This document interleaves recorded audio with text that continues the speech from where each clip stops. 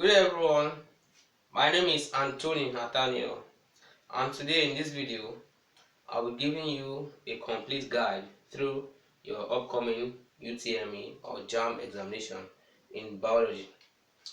Let's begin without wasting much time. Now the first topic you'll be needing to understand, and these are the central topics you will need to understand for your exam. So the first one, which is central for your understanding for exam, is the cell and its environment. You need to understand the cell and its environment.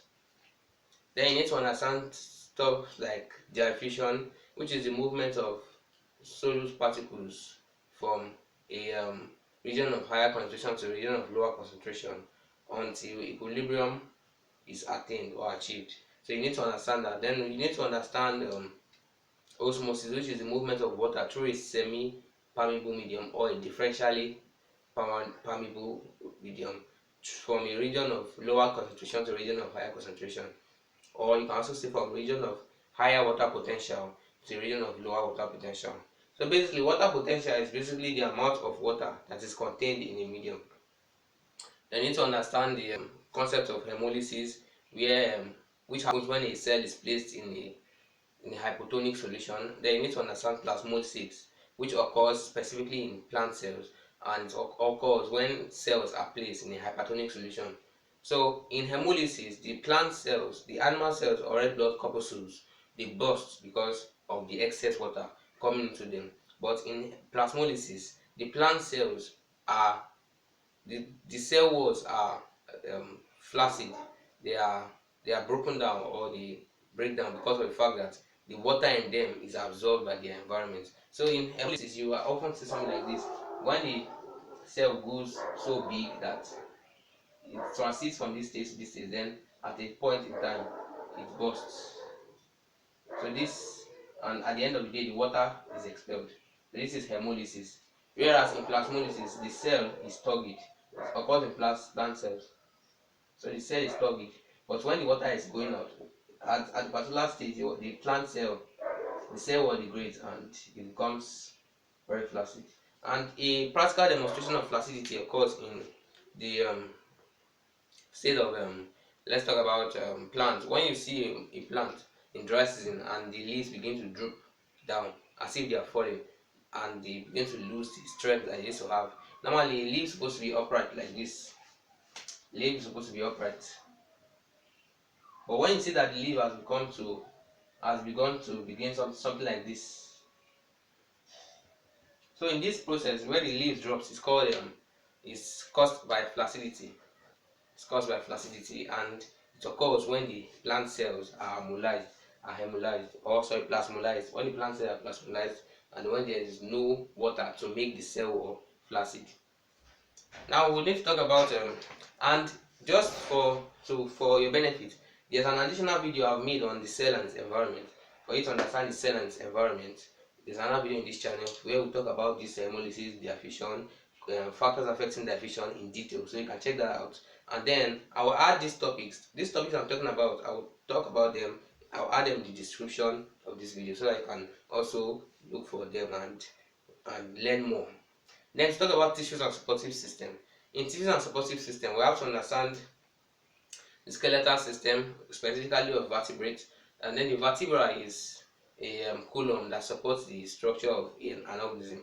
And in man, we have 33 vertebrae. We have 5 cervical, 7 thoracic, 12 lumbar, 5 sacral, and 4 caudal. That is 5 plus 7, that's 12.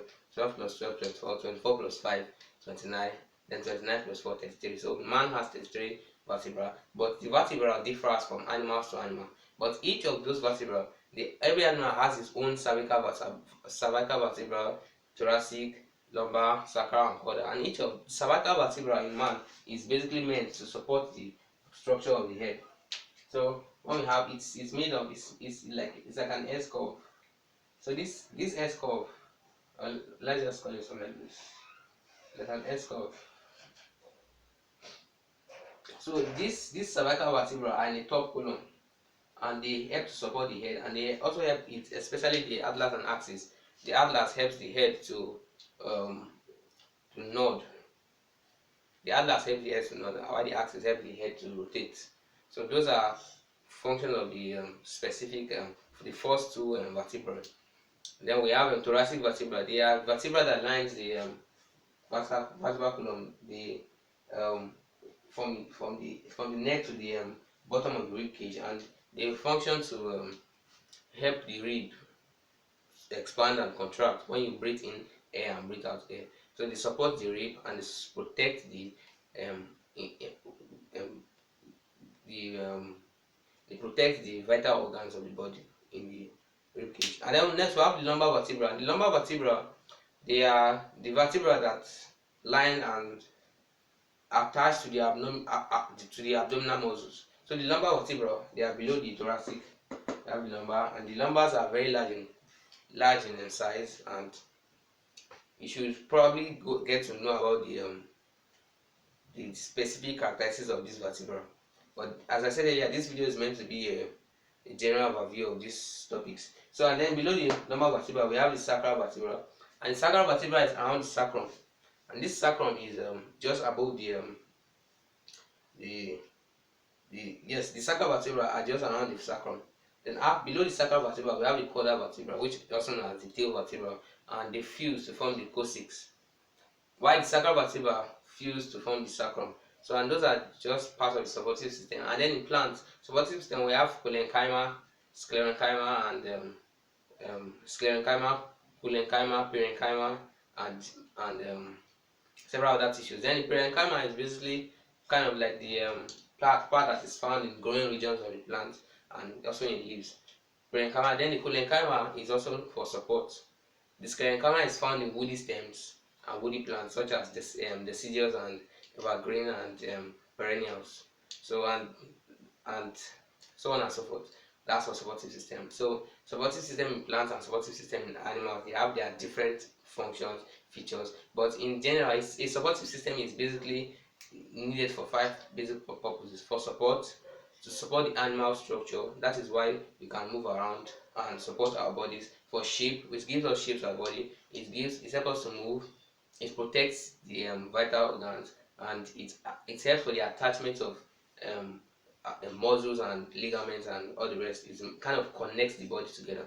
Then next, the next thing we're talking about is nervous and hormonal coordination. Now the nervous system is just like the skeletal system, is that it helps to connect the body together, but in terms of electrical impulses. So in nervous system, when you have something like the cell, so in this cell environment, there's a region around the cell, and then this cell, there are some ions that will go into the cell.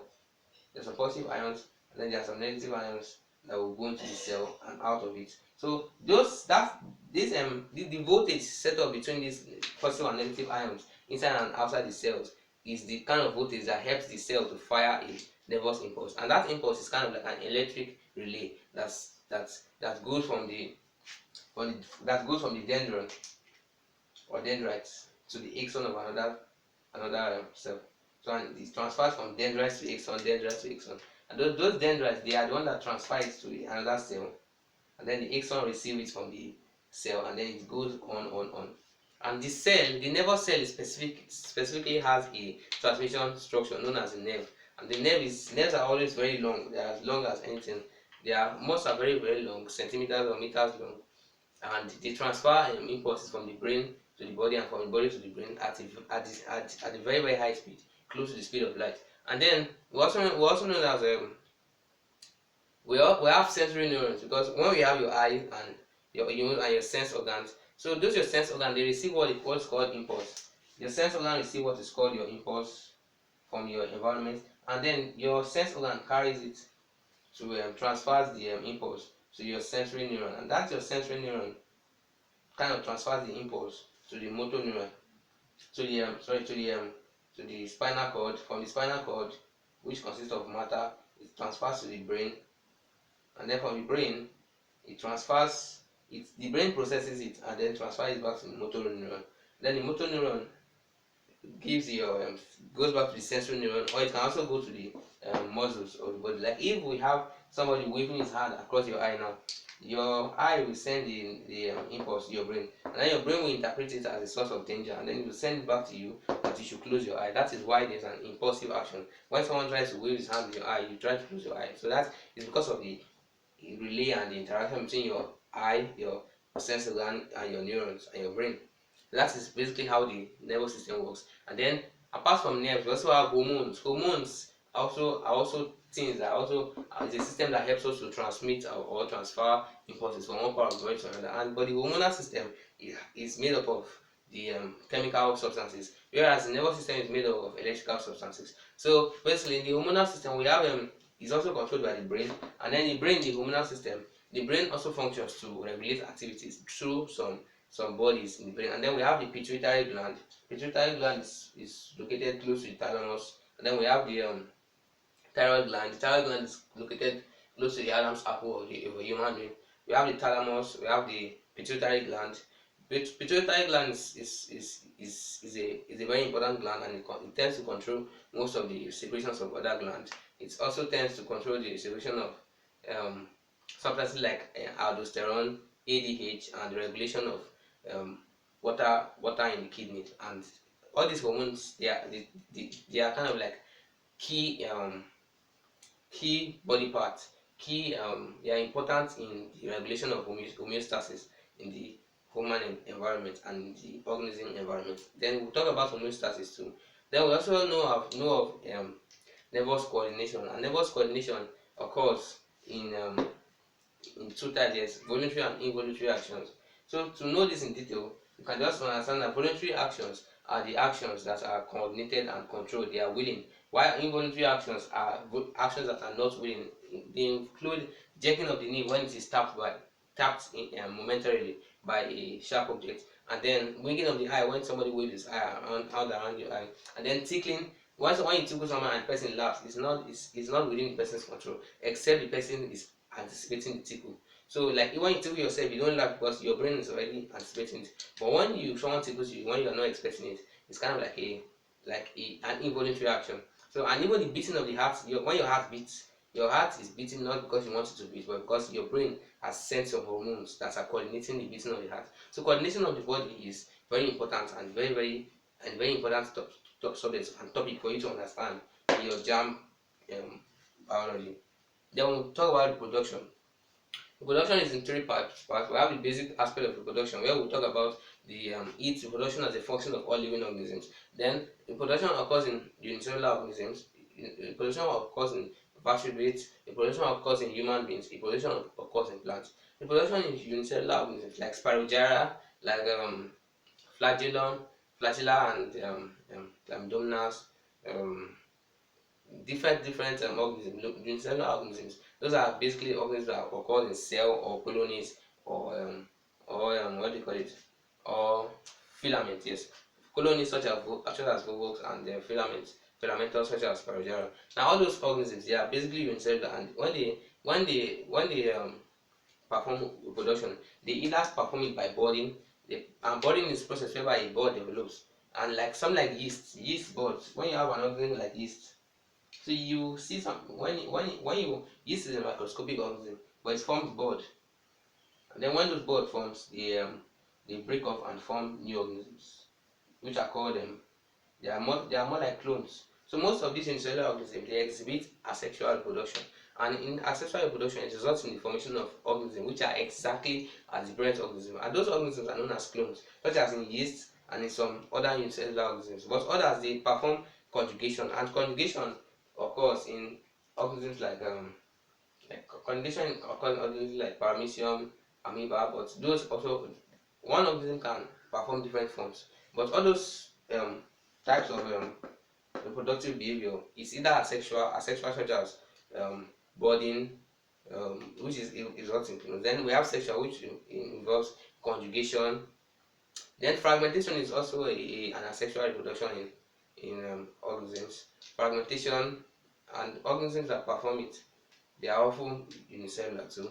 Then moving on, we have reproduction in vertebrates. And then reproduction in vertebrates results in what is known as reproductive behavior, where we have courtship, display, territoriality, um, um, and every other part of reproductive behavior and reproductive um, rights of organisms, which occur when they want to reproduce. So they have to come together and display their behaviors. All those are known as reproductive behaviors, and they include territoriality, and they also include migration and swarming of.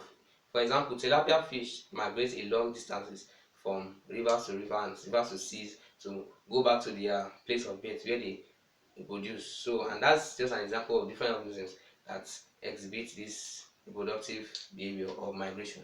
Then, specifically in human beings, we also exhibit our reproductive behavior, and it mostly results in the fertilization of the egg by the sperm of the egg of the female by the sperm of the male, and then the sperm looks like the sperm has a head, and then the head is the power of the sperm, and then it has a middle body, then it has a tail. So in the middle body, we also have the mitochondria that then these are the axial structures. It has the autosomes and the lysosomes that helps to break down the cell membrane of the female egg. And then it has a nucleus in the head. So most of the genetic material is located in the head. We also talk about genetics of the genetic reproductive behavior. But let's move on. Next, we have after reproduction, you also need to understand nutrition. Yes, nutrition is a very important part in JAMB and even in WAEC, because without nutrition, no organism will survive. So nutrition, we talk about the classes of food for animals, which are carbohydrates, protein, vitamins and minerals, fats and oils, water, and all the rest. So, and basically all those proteins and carbohydrates and other substances, they are absorbed by the organisms, and they are absorbed in the process known as digestion. And that digestion, after digestion, we have respiration. And respiration is a process whereby the food is aerated and it results in the breaking down of the food. So in nutrition of animals like human beings, when you have glucose C6H12O6, when the glucose is aerated or the respiration is oxygen, O2. So you have 6 molecules of oxygen here, and then at the end of the day you have carbon dioxide produced. You have six molecules of water. So, and then at the end of the day you have energy in the form of heat and ATP plus energy.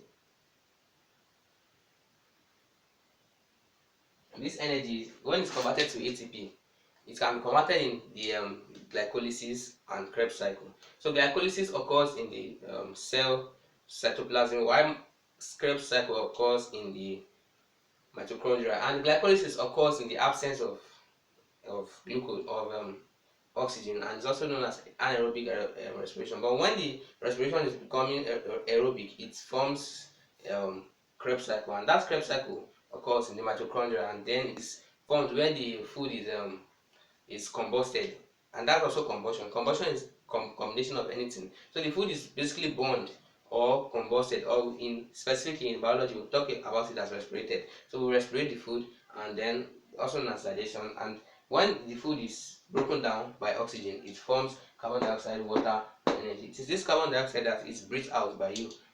So that's why the reason why you breathe out is because your cells are constantly producing carbon dioxide, and that carbon dioxide diffuses into your plasma in the blood, and then it travels and moves to the lungs, where it is expelled as CO2 gas. So that is how the respiratory system is linked with the nutrition. So nutrition in plants too involves several chemical substances such as iron, copper, molybdenum, manganese, sodium, potassium, and all the rest. And in addition to that, for plants to make food, they need to have access to the sun. And when the sun shines on the leaves of the plant, it is resulting into a process known as autotrophic nutrition. And that in autotrophic nutrition, the plant leaves have a substance known as chlorophyll, and that chlorophyll is able to combine these two substances, carbon dioxide and water, from the roots. So carbon dioxide comes from the air and it diffuses into the leaf of the plant.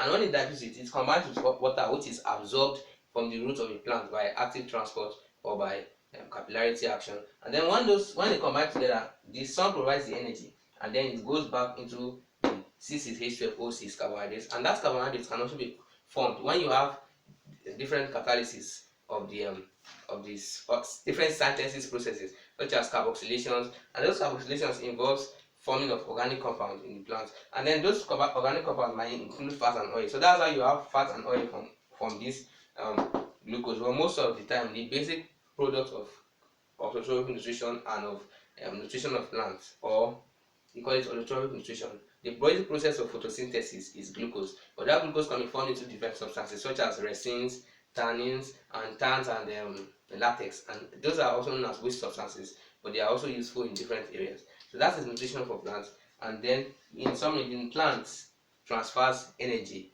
from the sun into the plant cells, and those cells use this energy to catalyze the combination between carbon dioxide and water to form food.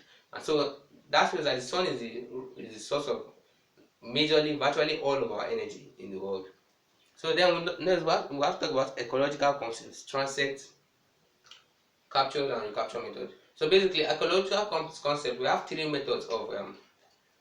basic methods of studying insects, animals, and living organisms. And then we have the quadrat method. So a quadrat is basically 1 meter by 1 meter square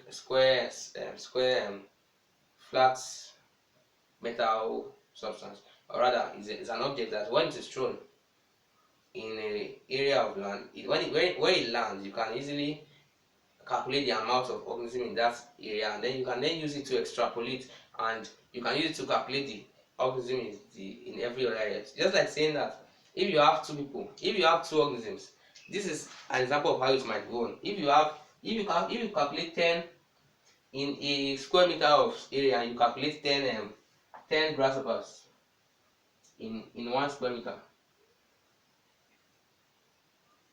and then the area of the land is something like 30,000 square meter.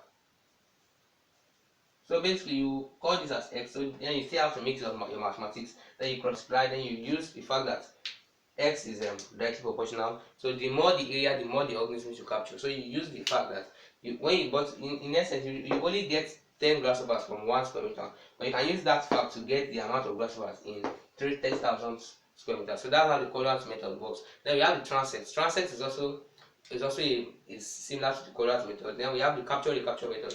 When you capture animals, then you mark them with some ink or a coloring substance, and then you release them back. So when you capture, you release, and then you recapture. So the essence of that is that you are going to use that to calculate the relative amount of animals you've captured. Then you can use that to know how many animals are actually in that land area. So those are just ecological concepts, ways of studying organisms. Then we have functioning ecosystems. Functioning ecosystems basically deals with the fact that we have habitats, and organisms are constantly in relation with their environment. So basically, we'll talk about ecology as the study of the relationship and interaction between plants, animals, or in general living organisms. The relationship between living organisms and their environment, their living and non-living environment. So we as human beings, we also interact with every living and non-living organism or part in our environment, and those are called factors. We also have, they can be divided into biotic factors, and they can be divided into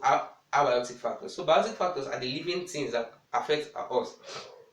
For example, when we eat chicken is a biotic factor because it enters our blood stream when it is digested, and it forms glucose, which is stored as glycogen in the liver, and then that glycogen forms an energy.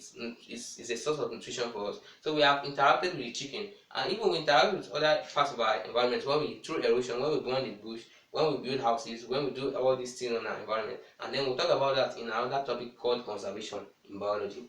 So functioning ecosystem basically talks about the synergy between an organism, every other organism, and every organism around that organism, and then all the environment, the abiotic factors. So abiotic factors involve the wind, rain, precipitation, and other factors like condensation, cycles, nutrient cycles, and the rest. We'll talk about nutrient cycles in another in it. We'll talk about it soon. Then in functioning ecosystem, you have to talk about habitat. What is habitat? There are some key concepts you need to understand. A habitat is a place where an organism lives. So, and then in that habitat, we have what is called a population. A population is a portion of the habitat that consists of organisms that are of the same species. Then we have community. Community involves organisms that are of different species. So that is how functional ecosystem works. And then inside that organism, inside a population, we have what we call a niche. And a niche is basically the portion of an environment or the portion of the habitat which is controlled and affected by an organism. And the niche, we human beings, our niche is in the city and town, because that is where our effects are felt. That is where we live. That is where we perform our activities, and that is where our function is displayed. And in a bed, in something like the bed of finches, tree finch, or warblers, birds like warblers, Darwin's finches, and all the rest. Those birds, they live in the trees and they nest there, they reproduce there. And then when you go into the trees, you can see them, you can see the effect, you can see how the wood is affected. They bore hole in the wood like the woodpecker. They bore hole in the wood and they live there. So those birds, their effect is in that wood, in the tree. It's also called an arboreal environment. Those are also types of habitats. So and in that arboreal environment or tree habitat, we have that base, and that is their niche. They are in that place and they are affecting their environment. That's their function. That is where their effects can be felt. That is how functional ecosystem works. We also have ecosystem, ecology.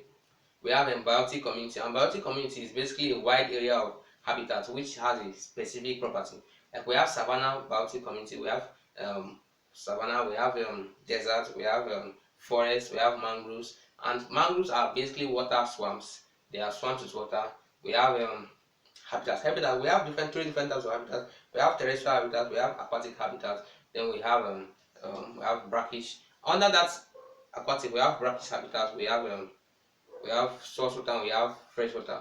And those fresh water habitats, they are our rivers and lakes, or rather our rivers and streams. Then your brackish water is involves your lakes, such as lakes that involves the intersection between a sea and a river. So when a river wants to meet with the sea, it forms a lake. And basically a lake is a body of water that is kind of, it's like a pool of water, just like a pond. A lake is like a pond on a large scale. You have water entering a lake, and then the water is leaving the lake at a slower rate. So a lake is basically a body of water that is surrounded by land, partially or totally.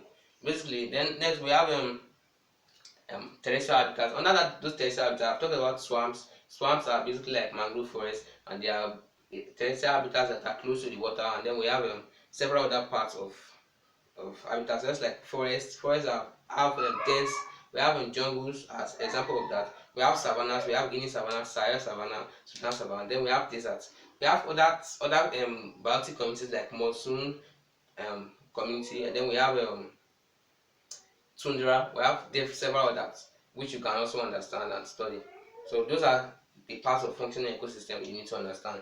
Then moving on, we have energy transformation in nature, nutrient cycles. So we finally arrived at this topic, and it's very important because it comes out in WAEC 2021 biology. It was the major topic on it came out in the theory question in theory of biology 2021 WAEC, and then they asked questions on carbon cycles, nitrogen cycles, carbon oxygen cycles, and then nutrient cycle. So basically, nutrient cycle is a process whereby a nutrient is cycling in an environment. Nutrient cycles occurs whereby a nutrient is absorbed and retrieved from the soil, absorbed and retrieved by organisms. For example, in nitrogen cycle, we have nitrification, denitrification, and every other process. And in nitrification, it all starts from when the lightning strikes the air, and then that lightning provides enough energy to be able to break nitrogen, free, and then it makes it able to be in a form that can be soluble in the soil, because nitrogen alone cannot be soluble in the soil. So when that thunder strikes, it affects the nitrogen in the air and converts it to a form which can be soluble in water or insoluble in the soil. And when rain falls, that nitrogen is leached into the soil, and then it's affected by nitrifying bacteria which affect on it. And even in plants, we have nitrifying bacteria such as azotobacter, and they involve rhizobium, and those bacteria, they occur in plants, the root nodes of plants such as leguminous plants, and they help the plants to be able to convert nitrogen into nitrogen compounds such as ammonium compounds. And those compounds, they combine with plant glucose to form different classes of food. So you see that the nutrient cycle is also related to nutrition in plants. Then we also have carbon cycle, which involves the process whereby carbon is released, and the process that release carbon involves burning.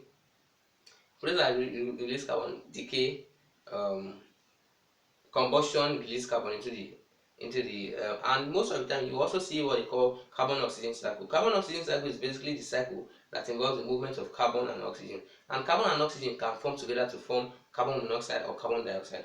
When the carbon oxygen cycle have an imbalance relation, it results into an effect known as global warming, and that global warming also is called indirectly greenhouse effects, whereby the carbon dioxide, if it is excess in the air by just a very small amount, if it is in excess by just a very small amount, it forms a layer of gases that help to trap the sun's rays. So the sun rays can enter but cannot come out. So and that is hitting the earth up, and that is why most of the time, if you watch news or you listen to documentaries, you can tell that the world right now is under global warming. Here we have the tundra, we have many Greenland, Iceland, and many other tundra parts and cold regions of the earth. They are breaking down and they are melting. That will result in an increase in the volume of our seas. The water will recede into the coast. So those are the effects of lack of conservation of resources and pollution. So we'll talk about that in a later. But then we have energy transformation, we have energy transformation, we have food chains. Energy transformations, food chains are basically a link from one organism to another, basically, and a food chain links from a prey to a predator. So the food chain will be like from something like from grass. Grasshoppers feed on grass, right? So when you have a food chain that goes from grass, that goes from something like from grass to grasshopper, then from grasshopper to your lizard, then from your lizard to your bird, then from your bird to so on and so forth. From your lizard to your snake, from your snake to your bird. And then when you have an interlinking of all these food chains, they form what's called a food web. And those food webs, they are formed by interlinking of organisms. When organisms feed on one another and they transfer energy randomly, it's called a food web. And then that's part of energy transformation in nature, apart from nutrient cycles. Then we have ecological management, we have associations, commercialism, and pollution. So associations include commensalism. Commensalism is a type of association whereby two organisms come together to affect each other, and in that association, also known as symbiotic association. It's symbiotic means when you have two different living organisms coming together.